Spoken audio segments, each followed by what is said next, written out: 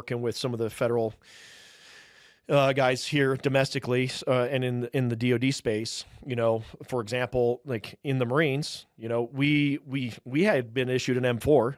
I never went through any training on how to run an M4 Benelli. Like I didn't. They just like, here you go.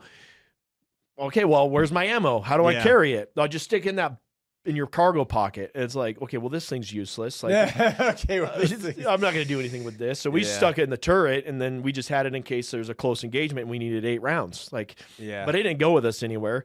And that's the level of training that we got on a shotgun. Now, unless you're a breacher or it's like some type of specialty role, that's how you're going to be trained up on a shotgun. Well, 2 years ago, you know, I'm in Singapore, trying to win a less lethal contract, and the guy says to me, the dealer says, "Hey, tomorrow we have a meeting. I've arranged a meeting, and I wasn't prepared for this. I've arranged a meeting with the base security for all of our bases, and they are curious about any solutions for counter drone." And I said, "Okay." He goes, "Will you please put together a presentation?" And I was like, "Awesome, tomorrow." So I get stuck in my hotel room and I type all this up, but it's something that we'd been looking at the time.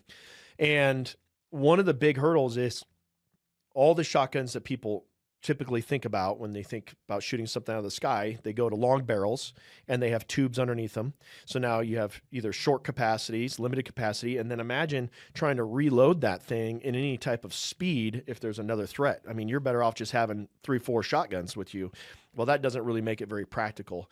In fact, I was just sent a video yesterday of some Russians going down this river, and these drones are attacking them. I saw that. I posted that same video yesterday too. Absolutely, it's on the Dnipro absurd. River it's the Dnipro River over by Kherson, because when they liberated Kherson at the tail end of 2022, Ukraine took Kherson back, which is the west bank of the Dnipro River, but the east bank is controlled by Russia. And so they're constantly doing riverine operations through there. And when they do it, they're on these boats. And when you're on a boat, ISR can see everything. There's no concealment.